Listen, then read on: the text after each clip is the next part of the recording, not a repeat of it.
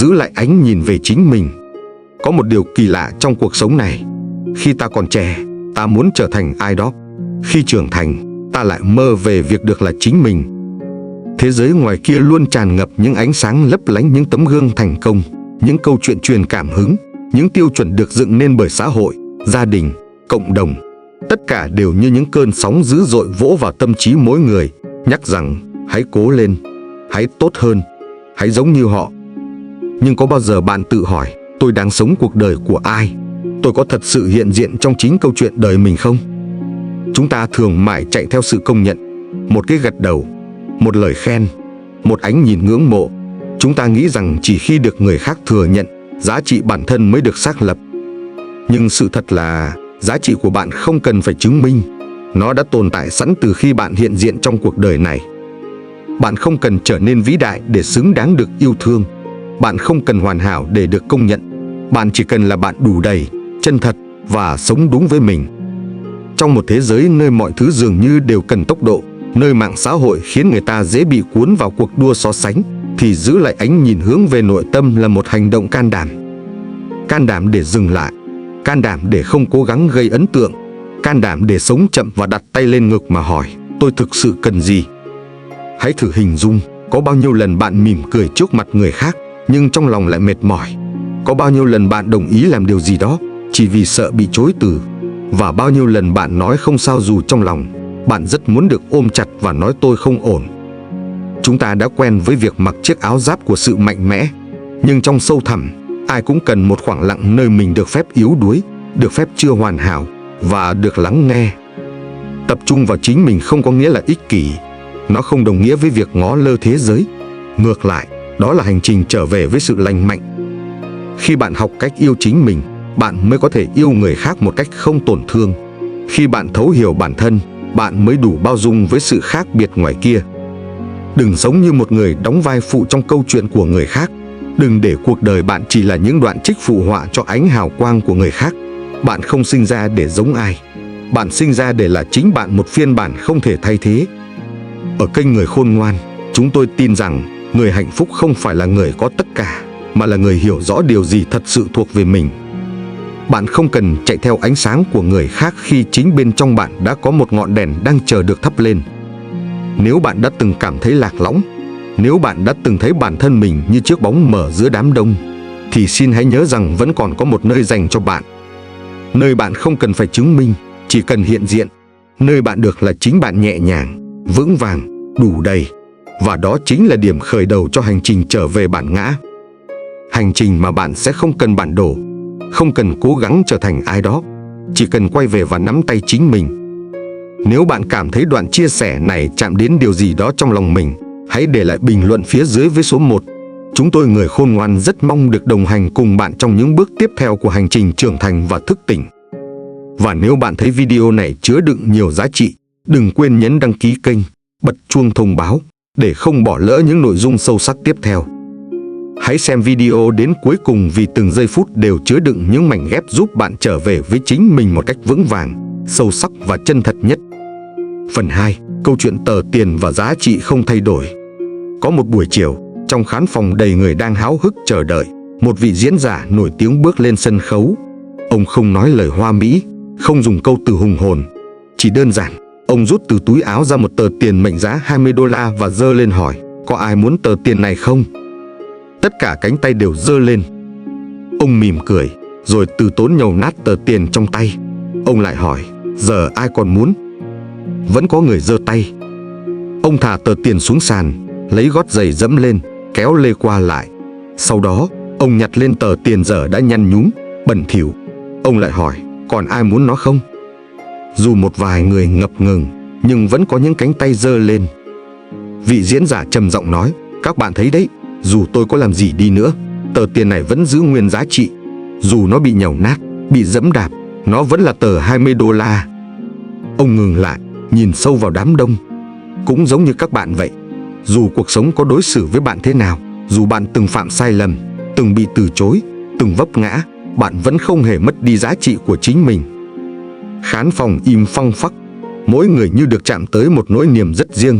Có người rưng rưng nước mắt, có người mỉm cười nhẹ nhõm. Câu chuyện ấy tuy đơn giản, nhưng lại chạm tới một tầng sâu thẳm trong lòng mỗi người.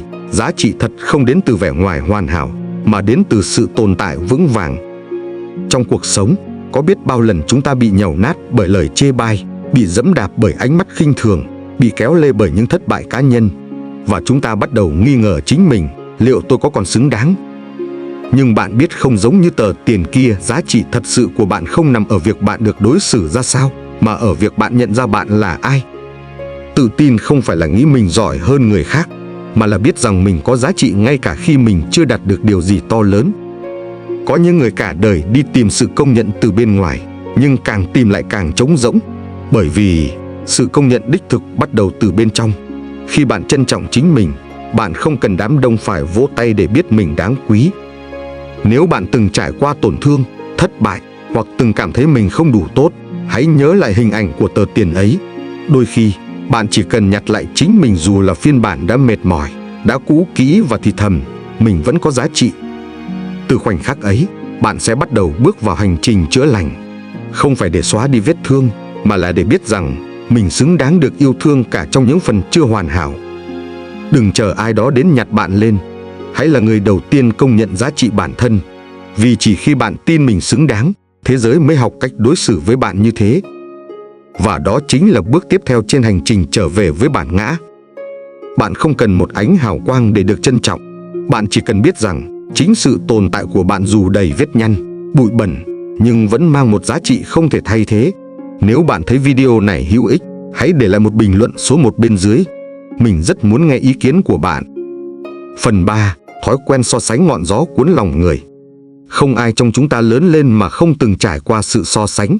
Ngay từ khi còn nhỏ, chúng ta đã nghe những lời như: con nhìn bạn A mà học tập, tại sao điểm của con không bằng bạn B?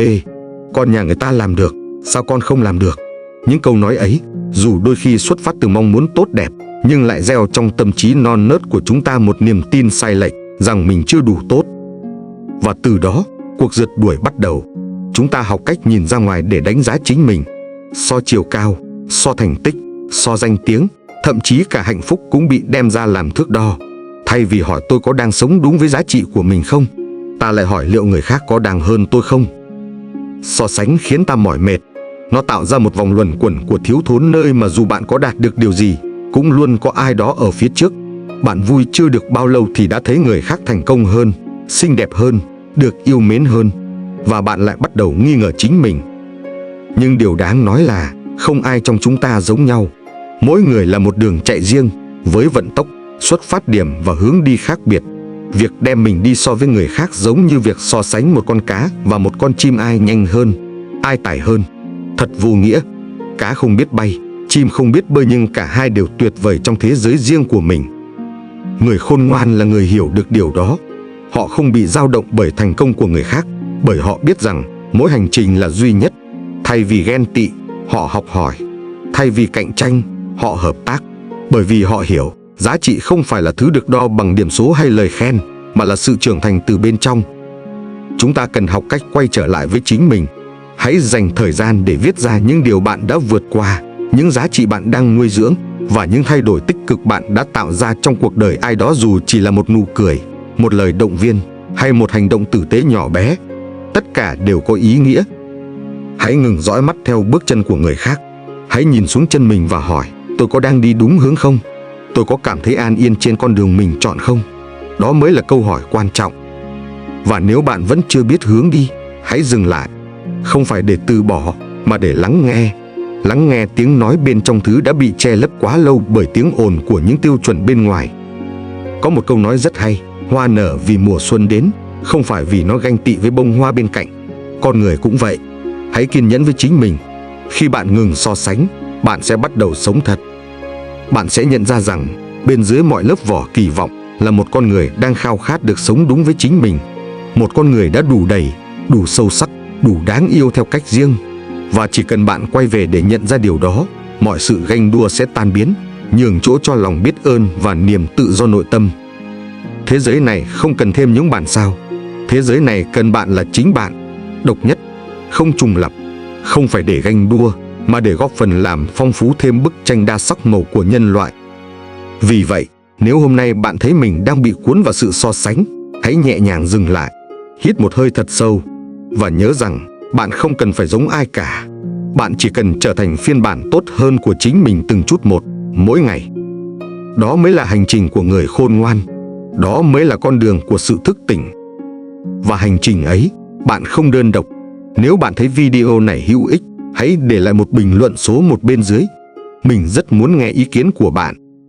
Phần 4. Nội tâm vững ngoại cảnh không lay. Có một sự thật thường bị bỏ quên. Thế giới bên ngoài luôn chuyển động, nhưng tâm hồn bên trong ta mới là nơi định hình toàn bộ trải nghiệm sống. Người có nội tâm vững như đá thì dù gió có thổi mạnh đến đâu cũng không bị cuốn đi. Chúng ta không thể kiểm soát mọi thứ xảy ra ngoài kia, thời tiết, tin tức, lời nói của người khác hay sự thay đổi của thời cuộc. Nhưng điều chúng ta có thể kiểm soát là cách mình phản ứng, là nơi mình đặt sự chú ý, là điều mình cho phép chiếm lấy tâm trí. Trong hành trình sống, chắc chắn ai cũng từng trải qua những cơn bão, bị hiểu lầm, mất phương hướng, thất bại tài chính, đổ vỡ tình cảm. Mỗi biến cố đều như một trận gió quật ngã, làm lung lay niềm tin. Nhưng chính trong những khoảnh khắc đó, nội tâm được rèn giũa. Giống như một gốc cây, khi còn non, nó dễ bị bật rễ bởi cơn gió nhẹ. Nhưng nếu được trồng đúng cách, chăm bón đều đặn và trải qua đủ nắng gió, rễ sẽ ăn sâu vào lòng đất. Đến một lúc nào đó, cây sẽ đứng vững không vì trời yên biển lặng, mà vì nó đã mạnh mẽ từ bên trong. Vậy làm sao để vun bồi nội tâm? Trước hết là học cách chấp nhận rằng cuộc sống không hoàn hảo, người khác không hoàn hảo, chính bản thân ta cũng vậy. Từ sự chấp nhận đó, ta thôi chống cự với những điều không thể thay đổi và bắt đầu chuyển hóa cách ta nhìn nhận vấn đề. Thứ hai là học cách quay về. Mỗi khi thấy lòng mình xao động vì một tin xấu, một lời nói tiêu cực, một so sánh vô nghĩa, hãy hít một hơi thật sâu và tự hỏi, điều này có thực sự ảnh hưởng đến bản chất con người mình không? Thường thì không. Người ta có thể nói bạn không đủ giỏi, nhưng điều đó không biến bạn thành kẻ kém cỏi. Người ta có thể quay lưng với bạn, nhưng điều đó không lấy đi giá trị sống của bạn. Như biển cả không thể cạn khô vì vài cơn sóng rút, bạn cũng không mất đi sự đáng quý chỉ vì vài va vấp. Một trong những bài thực hành quan trọng để xây dựng nội tâm vững vàng là sự im lặng. Im lặng để quan sát, im lặng để lắng nghe mình đang nghĩ gì, đang cảm thấy gì, và từ đó chọn phản ứng một cách có ý thức thay vì phản xạ theo thói quen. Người có nội tâm mạnh là người không dễ bị lay động bởi lời khen hay tiếng chê. Họ sống theo định hướng bên trong, chứ không lệ thuộc vào những biến thiên bên ngoài. Họ có thể đứng giữa cơn sóng mà không ngã, vì bên trong họ là một vùng đất vững chãi. Thế giới sẽ luôn thay đổi, công nghệ mới xuất hiện, mạng xã hội ngày càng ồn ào, thị trường biến động, quan điểm thay đổi. Nhưng nếu bạn có một nơi để trở về là chính bạn thì bạn sẽ không bao giờ lạc lối. Và nơi đó không cần hoành tráng. Nó có thể là một góc nhỏ yên tĩnh để thiền, một cuốn sổ tay ghi lại cảm xúc, một thói quen đi bộ mỗi sáng để nghe tiếng chim hót, hay đơn giản chỉ là 5 phút mỗi ngày để đặt tay lên ngực và tự nhủ, mình đang ở đây, mình vẫn ổn. Bạn càng vững vàng bên trong, thế giới càng khó làm bạn hoảng loạn. Bạn càng hiểu rõ bản thân, càng dễ đưa ra quyết định đúng. Và bạn càng trân trọng sự bình yên nội tâm, bạn sẽ càng ít cần đến những hào nhoáng bên ngoài để chứng minh mình xứng đáng. Nội tâm vững không đến trong một đêm. Nó được xây dựng từ từng ngày quan sát điều gì khiến bạn tổn thương, điều gì khiến bạn bình an. Nó đến từ sự kiên nhẫn tự chữa lành, không phán xét, không thúc ép, chỉ hiện diện và yêu thương chính mình. Đó là lý do vì sao trong hành trình trở về bản ngã, nội tâm chính là chiếc la bàn. Khi bạn không biết phải đi đâu, hãy quay về bên trong. Hỏi chính mình, giá trị thật sự của mình là gì? Điều gì làm mình thấy sống có ý nghĩa? Câu trả lời không luôn rõ ràng, nhưng bạn sẽ nhận ra khi nội tâm đủ mạnh, bạn sẽ không cần phải la lớn để được lắng nghe. Sự hiện diện của bạn đã đủ tạo nên sức ảnh hưởng. Và đó là sức mạnh của sự bình an. Không ồn ào, không huy hoàng, nhưng bền vững và sâu sắc. Hãy kiên nhẫn xây dựng một nội tâm như vậy, vì một khi đã có được nó, bạn sẽ không chỉ sống mà còn sống đúng. Nếu bạn thấy video này hữu ích, hãy để lại một bình luận số 1 bên dưới. Mình rất muốn nghe ý kiến của bạn. Phần 5. Chọn một lối sống thức tỉnh. Giữa một xã hội đang vận hành ngày càng nhanh và phức tạp, thật dễ để ta bị cuốn vào nhịp sống vội vã. Thức dậy vội vàng, làm việc gấp gáp, cuốn theo danh sách những việc cần hoàn thành mà chẳng kịp hỏi mình, tôi đang sống hay đang tồn tại? Một lối sống thức tỉnh không phải là điều gì quá cao siêu hay chỉ dành cho thiền sư. Đó đơn giản là khi bạn sống với sự hiện diện trọn vẹn, khi ăn thì cảm nhận vị của món ăn, khi đi thì cảm nhận từng bước chân chạm đất, khi nói thì lắng nghe chính mình và người đối diện. Đó là khi bạn chọn sống có chủ đích, thay vì để cuộc đời kéo mình đi như một chiếc lá giữa dòng nước. Thức tỉnh không phải là tỉnh giấc sau một giấc ngủ đêm, mà là sự tỉnh thức từng khoảnh khắc trong ngày. Là khi bạn không để cho thói quen điều khiển toàn bộ hành vi. Là khi bạn biết dừng lại để tự hỏi, tôi đang làm điều này vì điều gì? Một người sống thức tỉnh sẽ không để mình bị chi phối bởi mạng xã hội, những tin tức tiêu cực hay kỳ vọng vô hình từ bên ngoài. Họ học cách quay về, lắng nghe, chọn lọc điều gì nên đưa vào tâm trí và điều gì nên để lại bên ngoài cánh cửa tâm hồn. Có một thói quen rất đơn giản để bắt đầu. Mỗi sáng khi thức dậy, thay vì với tay lấy điện thoại, hãy ngồi lại vài phút, đặt tay lên ngực và hỏi, hôm nay tôi muốn sống như thế nào? Không cần câu trả lời to tát. Đôi khi chỉ là tôi muốn sống nhẹ nhàng hơn hôm qua. Tôi muốn biết ơn điều nhỏ nhất. Và hãy để câu trả lời ấy dẫn lối cho cả ngày. Sống thức tỉnh cũng là học cách thừa nhận cảm xúc thật của mình. Không chối bỏ nỗi buồn, không đè nén sự giận dữ, cũng không giả vờ mạnh mẽ. Một người biết sống tỉnh thức là người dám đối diện với chính mình, với những phần tối, những góc khuất và cả những vết thương chưa lành. Thức tỉnh không có nghĩa là luôn vui vẻ. Đôi khi, nó là những ngày bạn nhận ra mình đã quên mất điều quan trọng. Những ngày bạn thấy mình xa rời chính mình và quyết định quay lại. Chỉ cần như vậy là đủ. Một điều dễ thấy ở những người sống tỉnh thức là họ trầm hơn, sâu hơn và ít nói hơn. Không phải vì họ khép mình, mà vì họ chọn nói những điều cần thiết. Họ không chạy theo việc phải được chú ý, mà lặng lẽ tạo ra giá trị từ bên trong. Họ không cố gắng thay đổi thế giới bằng lời nói, mà bằng chính sự hiện diện bình an của mình. Chúng ta không thể kiểm soát mọi thứ, nhưng chúng ta có thể chọn cách mình sống mỗi ngày. Sống với sự nhận biết, sống chậm lại, sống có ý thức, đó chính là con đường dẫn tới sự tự do thật sự.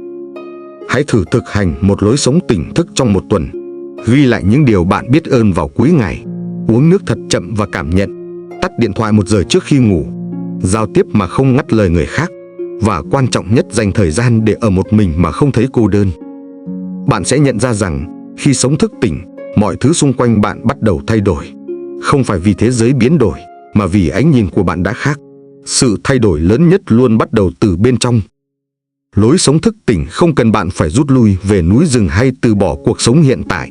Nó chỉ cần bạn dừng lại giữa chốn đông người, đặt tay lên tim và hỏi, tôi có đang sống đúng với chính mình không? Nếu câu trả lời là chưa, thì hôm nay là thời điểm tốt nhất để bắt đầu. Đừng chờ tới khi mọi thứ hoàn hảo. Đừng đợi tới khi có thời gian. Chỉ cần một hơi thở chậm lại, một ánh nhìn dịu dàng với chính mình là bạn đã bắt đầu hành trình trở về. Và trên hành trình đó, bạn sẽ nhận ra tỉnh thức không phải là một trạng thái, mà là một lối sống, một lựa chọn lặp lại mỗi ngày, một sự tỉnh táo với chính mình và với cuộc đời. Và đó là lựa chọn của người khôn ngoan. Nếu bạn thấy video này hữu ích, hãy để lại một bình luận số 1 bên dưới. Mình rất muốn nghe ý kiến của bạn. Phần 6. Đặt giới hạn giữ gìn sự toàn vẹn. Trong thế giới hiện đại, nơi mà mỗi ngày ta bị bủa vây bởi thông tin, đòi hỏi và kỳ vọng, việc thiết lập ranh giới cá nhân không còn là một lựa chọn mà là một kỹ năng sống thiết yếu.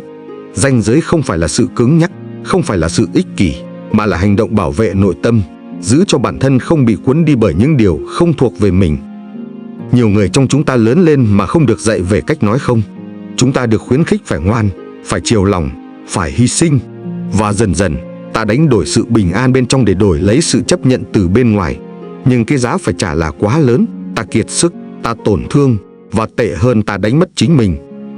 Giới hạn không phải là những bức tường dựng lên để ngăn cách người khác, mà là những cánh cửa biết lúc nào nên mở, lúc nào nên khép. Khi ta có ranh giới rõ ràng, ta mới có thể yêu thương một cách lành mạnh, cống hiến mà không kiệt quệ, giúp đỡ mà không đánh đổi sự nguyên vẹn của bản thân. Đặt giới hạn bắt đầu từ sự nhận thức, điều gì là phù hợp với mình, điều gì khiến mình mất năng lượng, ai là người mang lại cảm giác an toàn, ai thường xuyên vượt qua ranh giới của mình. Khi có câu trả lời, bạn sẽ biết mình cần giữ khoảng cách với ai, cần dành thời gian cho điều gì và cần nói không với điều gì. Việc đặt giới hạn không cần phải gay gắt. Đôi khi, nó chỉ là một câu nói nhẹ nhàng nhưng dứt khoát. Tôi cần thời gian cho bản thân. Tôi không thể nhận thêm việc lúc này. Tôi tôn trọng bạn, nhưng tôi không đồng tình với điều đó. Bạn không có trách nhiệm phải làm hài lòng tất cả mọi người. Bạn không cần phải là người tốt trong mắt người khác nếu điều đó đồng nghĩa với việc phản bội chính mình. Hãy nhớ rằng, bạn không sinh ra để được yêu thương bởi tất cả. Bạn sinh ra để sống đúng với con người thật của mình. Một người biết đặt giới hạn là người biết rõ giá trị của bản thân. Họ không dễ dàng cho phép ai đó bước vào và làm tổn thương mình. Họ không vì một chút cảm giác tội lỗi mà đánh đổi sự bình yên dài hạn. Họ sống chân thành, nhưng không thỏa hiệp với những điều đi ngược lại với niềm tin cốt lõi.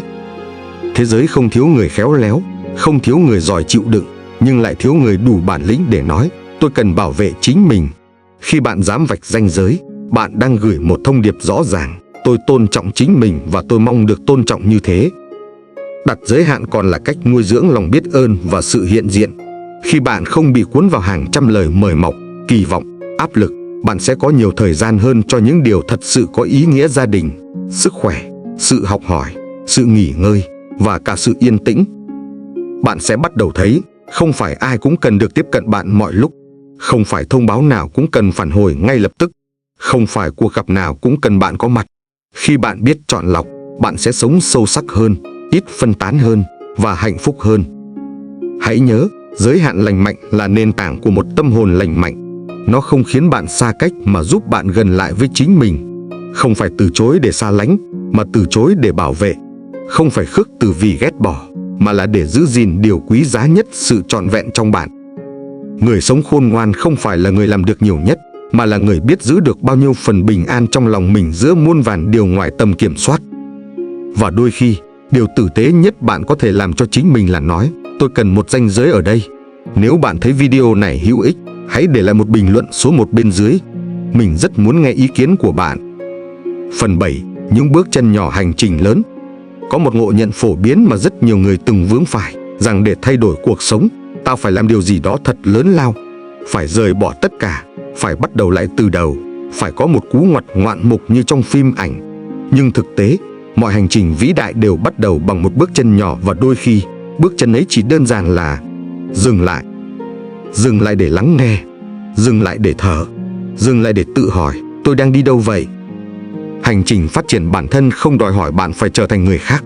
Nó chỉ mời gọi bạn quay về trở thành phiên bản tốt hơn, sâu sắc hơn, vững vàng hơn của chính mình. Và điều đó xảy ra qua từng hành động nhỏ, lặp lại mỗi ngày. Một trang nhật ký buổi tối, một ly nước ấm uống trong tỉnh thức, một cái ôm thật chặt, một lần nói không đúng lúc, một giờ không dùng điện thoại, một lần bước ra khỏi vùng an toàn, một lời tha thứ với người khác hoặc với chính mình. Những điều ấy có thể nhỏ đến mức không ai thấy, không ai biết, nhưng chính bạn sẽ cảm nhận được sự thay đổi. Sự thay đổi không ồn ào, nhưng bền vững, không hào nhoáng, nhưng thấm sâu. Bạn không cần đợi đến khi có đủ thời gian, tiền bạc hay năng lượng. Bạn chỉ cần bắt đầu ở đây, ngay bây giờ. Từng bước một, từng thói quen lành mạnh, từng quyết định có ý thức. Và rồi bạn sẽ thấy những thay đổi nhỏ đó tích lũy thành những kết quả lớn lao. Không ai leo lên đỉnh núi trong một ngày. Không ai viết nên cuộc đời đáng nhớ chỉ bằng một chương truyện. Nhưng từng bước chân leo dốc, từng dòng chữ bạn viết mỗi ngày, đó chính là cách bạn kiến tạo nên hành trình của mình. Đừng đánh giá thấp sức mạnh của những hành động nhỏ. Một lời động viên có thể thay đổi tâm trạng của ai đó. Một nụ cười có thể sưởi ấm cả một ngày lạnh giá. Một ý nghĩ tích cực có thể xoay chuyển hướng đi của bạn. Hãy hỏi chính mình, hôm nay tôi đã làm gì dù rất nhỏ để tiến gần hơn tới con người mà tôi muốn trở thành.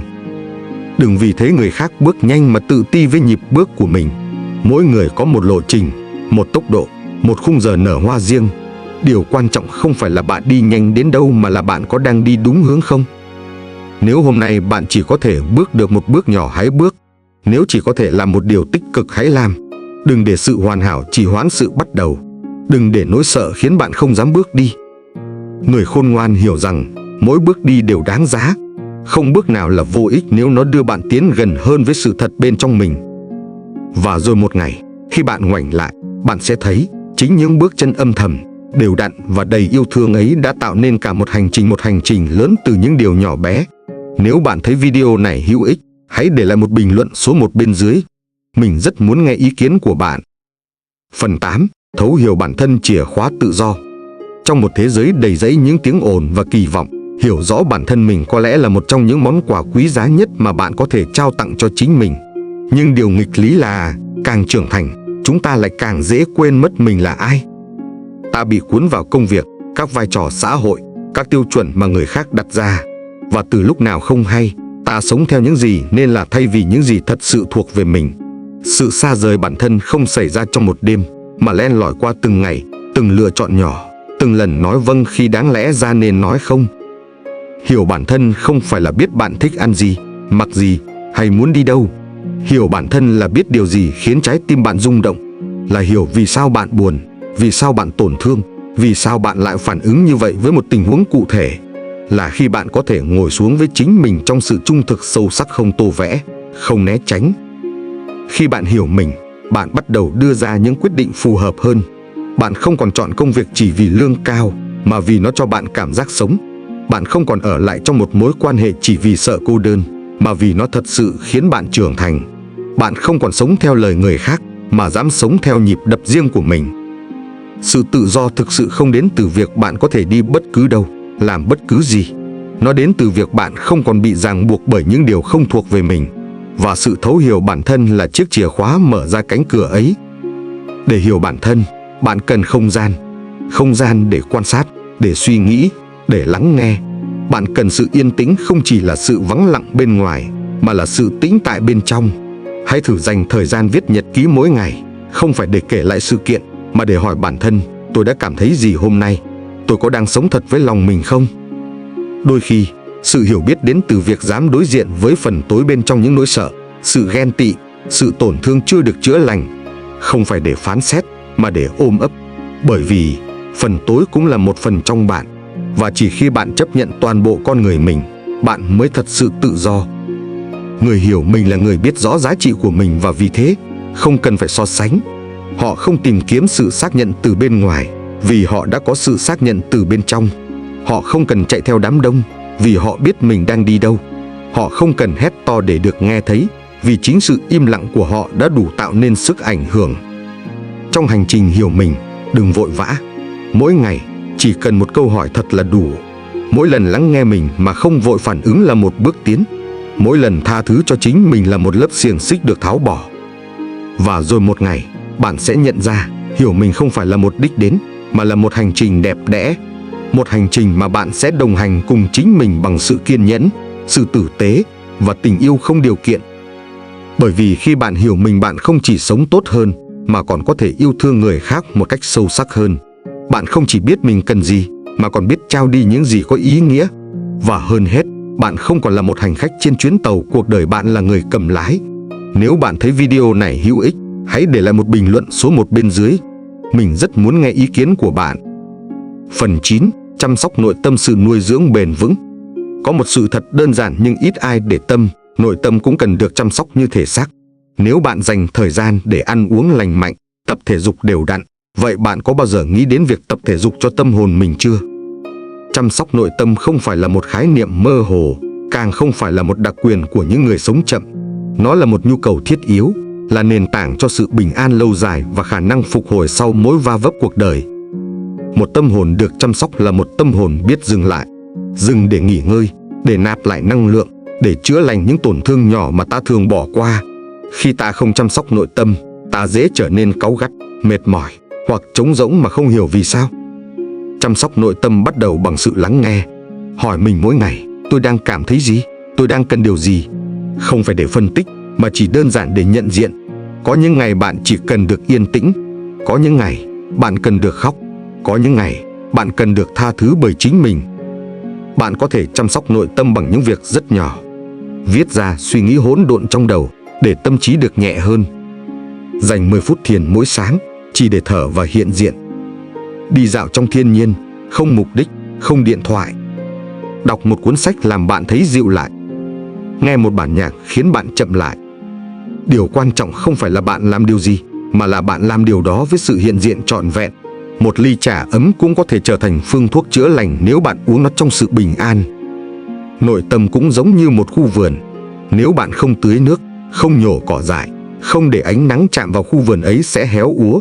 Nhưng nếu bạn chăm chút mỗi ngày, những hạt giống tốt sẽ nảy mầm, và bạn sẽ có một nơi để trú ẩn trong những ngày bão tố. Khi nội tâm được nuôi dưỡng, bạn sẽ cảm thấy khác biệt. Bạn bớt bị chi phối bởi cảm xúc tiêu cực. Bạn không còn phản ứng vội vã với người khác. Bạn biết cách quay về với chính mình khi mọi thứ rối ren, và từ đó bạn sống sâu hơn, thật hơn. Chúng ta thường dành cả đời để chăm sóc người khác, làm việc vì mục tiêu bên ngoài, cố gắng trở nên giỏi hơn, thành công hơn. Nhưng nếu thiếu sự chăm sóc nội tâm, tất cả những điều đó sẽ dễ dàng trở nên vô nghĩa, bởi vì bạn có thể mất phương hướng, ngay cả khi đã có mọi thứ. Hãy nhớ, một tâm hồn được chăm sóc tốt là nền tảng để bạn đối diện với cuộc sống bằng sự vững vàng và nhân ái. Đó không phải là xa xỉ, đó là điều bạn xứng đáng có mỗi ngày. Vì vậy, từ hôm nay, hãy bắt đầu bằng một điều nhỏ thôi. Một khoảng lặng ngắn, một hơi thở sâu, một lời nhắn nhủ dịu dàng với chính mình, và kiên trì với điều đó. Bạn sẽ thấy, nội tâm cũng giống như cơ thể, càng được chăm sóc, nó càng khỏe mạnh, rắn rỏi và đầy sức sống. Nếu bạn thấy video này hữu ích, hãy để lại một bình luận số 1 bên dưới. Mình rất muốn nghe ý kiến của bạn. Hành trình không phải để đến, mà để thấm. Nếu bạn đã lắng nghe đến tận giây phút này, hãy tự dành cho mình một lời cảm ơn, vì không phải ai cũng đủ kiên nhẫn để bước đi đến cùng trong một hành trình khám phá nội tâm, đánh thức bản thân và thấu hiểu giá trị thực sự của cuộc sống. Bạn không đến đây chỉ để nghe một bài nói hay. Bạn ở lại vì đâu đó trong từng câu chữ này, bạn nhận ra một phần của chính mình, một phần đang khao khát được sống sâu sắc hơn, bình an hơn, đúng nghĩa hơn. Chúng ta không sống để chạy đua. Chúng ta sống để hiểu vì sao mình đang bước đi. Và đôi khi, chính những khoảnh khắc dừng lại là nơi cuộc đời bắt đầu đổi hướng. Kênh Người Khôn Ngoan không dành cho những ai vội vàng. Chúng tôi ở đây để đồng hành cùng những tâm hồn đủ dũng cảm để chậm lại, để lắng nghe, để cảm nhận, để chuyển mình từng chút một, theo cách chân thật nhất. Nếu bạn thấy video này chạm đến một điều gì đó sâu trong lòng, hãy để lại bình luận số 1 bên dưới.